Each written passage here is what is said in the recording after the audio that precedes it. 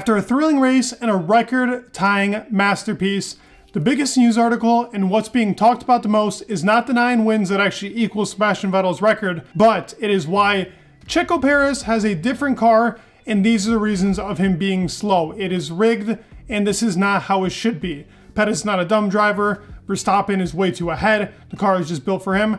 People thinking the car is different. Well, I want to discuss this today, and I have 3 different things to get us to this conclusion that I think will solidify what your thought process is around Perez having a different car and the gap being kind of explained with Verstappen and Perez. The 3 things that I want to talk about. First thing is driving style between the 2 drivers. What preferences do they have and how this plays a part? I want to talk about 2022. There was a big thing that happened between Perez and Verstappen, and I want to mention that as well. And the last and biggest actually topic of this is confidence, but also comparison. This is one thing.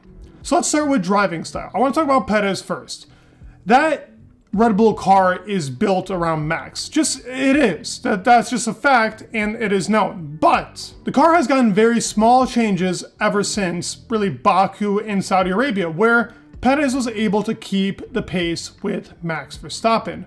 Now, the car can't just change, but if we do remember in Baku, Max said that he was messing with a whole bunch of settings in the wheel and actually got a preference as to how he wanted to drive this RB19. Perez is an understeery driver. He loves understeer, and if I had to put it on a scale, he is somewhere in between on extremely understeer and minimal understeer. He's like in between. But if you look at Verstappen and the driving style that he drives with a very oversteery car. And I mean, if you take anybody on the grid, the perfect example being Alex Albon, who likes oversteering the car, he says you could literally blow on the wheel and that would actually turn the car. That is the type of style that Verstappen drives with. Very minimal corrections and drives at a very knife edge pace. But what that does allow for is a lot more pace in the car if you can control it. But very little drivers, with the exception of a Daniel Ricciardo and a Charles Leclerc, like that type of style. Even Leclerc doesn't go that extreme, and Ricciardo like Verstappen. Nobody drives that extreme. It is a very hard thing to grasp. So that there alone could make up 2 to 3 times if the car isn't really made to your style. Yes, you have to adapt. You are a Formula 1 driver. You weren't always driving the same thing.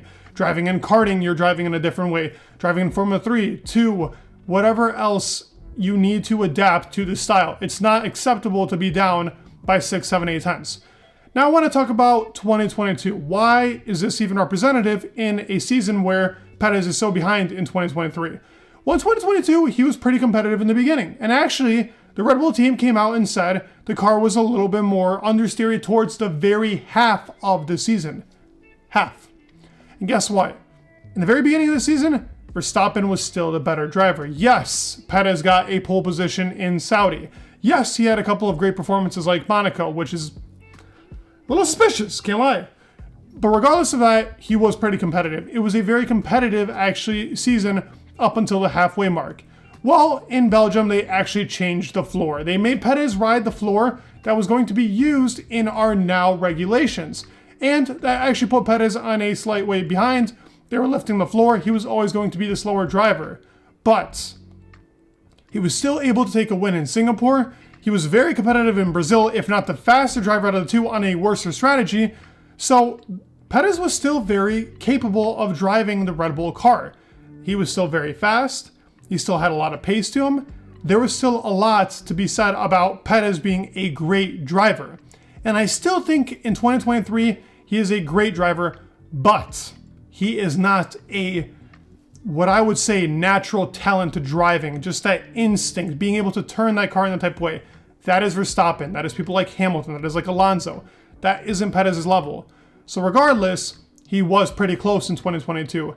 Yes, qualifying wasn't great, but race pace was not that bad.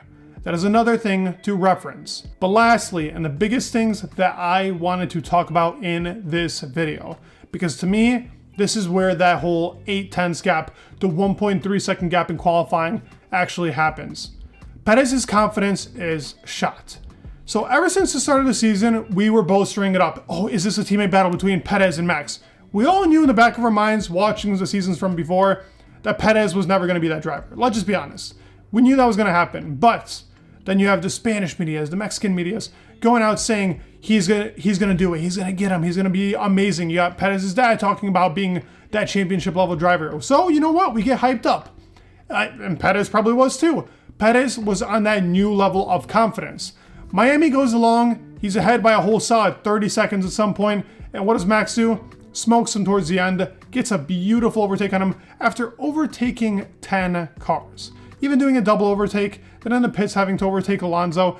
I mean, just flawless effort to get to Perez. What does he do? He defends for a little bit. Doesn't overcommit to it, obviously. But it was fair defending. We get a little bit of a glimpse of that. And then from Miami on, Perez just fail after fail after fail after fail. His confidence got shot because Verstappen just destroyed him. It was the fact of the matter, really. And from then on, Perez was just not the same. Maybe we got a glimpse of a decent performance by Perez in Austria, but competitive instinct comes in, pushes Max off a little bit. Max gets pissed off, pushes him off. What does he do? He just kind of succumbs to it. He's like, whatever. I'm not going to do the same to him again. No fire to it. Not like how Nico Rosberg did to Lewis Hamilton. Yet again, something to be talked about. But I want to compare, and what made me even want to think of this actually video in general is the difference between driving style, how actually 2022 went, and confidence, how it all plays into a factor with another driver pairing that can be comparable to Verstappen and Perez. Now I'm talking about Carlos Sainz and Charles Leclerc. Now between those two drivers, who do we think is better? I think the obvious answer is Charles Leclerc. I think the more consistent is Carlos. But the matter of the fact is, their driving styles completely different. Carlos Sainz likes an understeery car. Charles Leclerc likes a oversteery car. Completely different preferences. In 2022, it was a very comparable, but Charles Leclerc was ahead by a good amount in a decently oversteery car. Now, going into 2023, the car is doing both. But confidence is the biggest factor here. Charles losing confidence in the car, having a couple of crashes, and Carlos being the more consistent driver. Comparing the two, they are very close, very similar. Leclerc is the more talented one, let's be honest, but Carlos Sainz is the more consistent and a driver that can pull out some performances that are extremely great. Like in Zandvoort, I would say that he was practically a top 3, top 4 driver there, as he even finished. He did a great job. But, yet again, the gaps are never 8 to 9 tenths between these two. Even in bad races like Baku of last year, or even this year, Carlos was never that behind on Leclerc. That's just a matter of the fact. But Perez is just so behind. And it's just a combination of everything. The car is not different, but Perez has lost his mojo. The Red Bull team kind of just does this to you. It drains you completely of being able to drive to that extent. Now, in my personal eyes, I think Red Bull does F1 how F1 needs to be done. Yes, you kick people very fast, but it is a sport where only 20 people compete, and it has to be the top talent of the top talent. So Christian Horner knows that, Helmut Marko knows that. They know how to get talent into that seat.